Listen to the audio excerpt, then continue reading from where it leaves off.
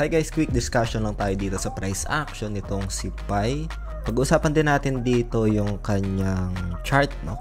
So this is on the 15 minutes time frame and itong Celebrate Bitcoin Pizza Day, OKX Pizza Day, create content sa mga gusto or interested dito. You can just join now. Andito yung mga detalye naman, mga task, no? And earn rewards. So pag-uusapan natin yan guys dito sa video natin today. Pero bago tayo dito magsimula, kung hindi nyo pa na-like itong video na ito, please like this video first. Subscribe yung YouTube channel natin, turn on the bell icon para ma-notify kayo dito sa mga updates natin na ginagawa sa ating YouTube channel guys. So ito, within 24 hours, nagkaroon nga dito ng pagbagsak itong si Pi, no? So kung titingnan natin sa weekly, from 88 down to 37, halos kalahati. That's the volatility nitong si Pi, no? So nasa PHP tayo. Ito yung pinaka-presyo niya guys as of now. So sa mga nagtatanong, ito yung pinaka-presyo in PHP as of recording this video. Ito yung pinakapalitan sa open market. Anytime pwede mo siyang ibenta and i-withdraw papunta sa e-wallets gamit itong application na ginagamit natin guys, no? So yung mga official link naman nito, lalagay ko na lang sa description ng video na ito para mapuntahan nyo and para na rin makayawa sa mga phishing links online guys, no? So ito nga yung price action ni Pi. Sisilipin natin sa 15 minutes time frame. We have VWAP dito, itong kulay dilaw, tapos 50 EMA.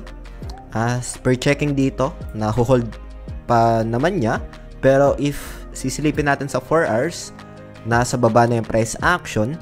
And yung 50 EMA, itong kulay pula na ito, ay nasa taas na guys, no? So nagkaroon dito ng breakdown.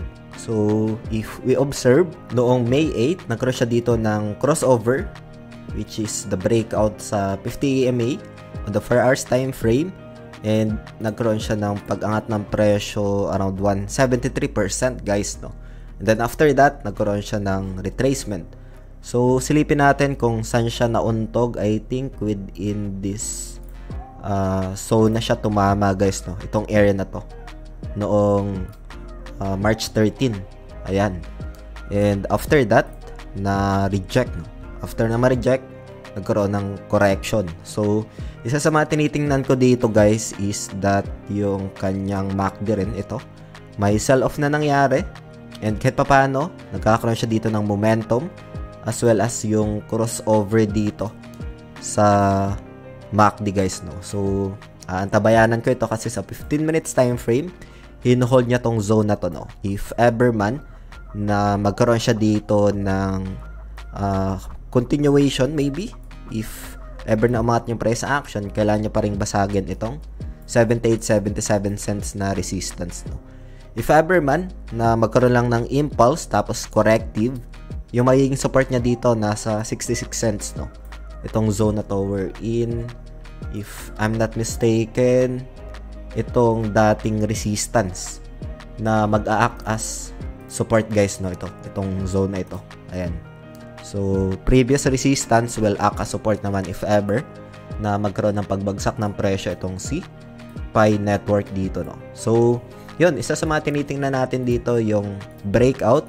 If ever na magkaroon ng breakout sa upside above 80 cents, there's a probability na pwede niya ulit balikan itong zone na ito. If ever na ma-reject, balik tayo dito around 66 cents, no? Itong dating resistance will act as support. So yan yung isa sa mga tinitingnan ko dito na probabilities. Again, itong video natin today is just for ideas lang, for reference, and does not qualify as an investment or financial advice. Hope you get some insights dito, especially sa mga nagtatanong, and I'm just sharing my experience lang dito guys, no? So ngayon, puntahan naman natin yung OKX Pizza Day. Ito, nag-start na ito noong May 16 and matatapos siya end of month, no?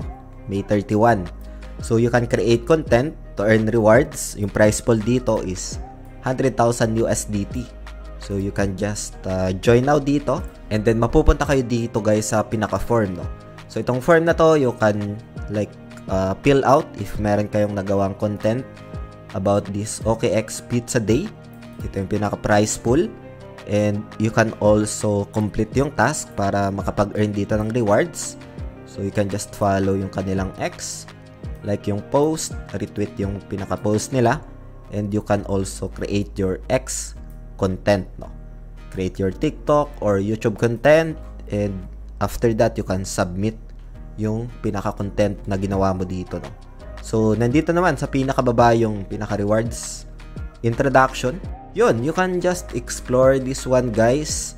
Itong pinaka-campaign kung saan merong 100,000 USDT na prize pool, no? So, yun guys. Hope you get some insights, updates dito kay Pi. Kung meron kayo mga questions, feel free to comment lang sa comment section ng video na ito. And then, sa mga nagtatanong pala sa automated na bot ni Pi, lalay ko na lang dito guys sa screen. You can watch that for ideas. And see you sa video na yan, guys. So, maraming salamat ulit sa panunood. Ingat tayong lahat. Peace out. Bye for now.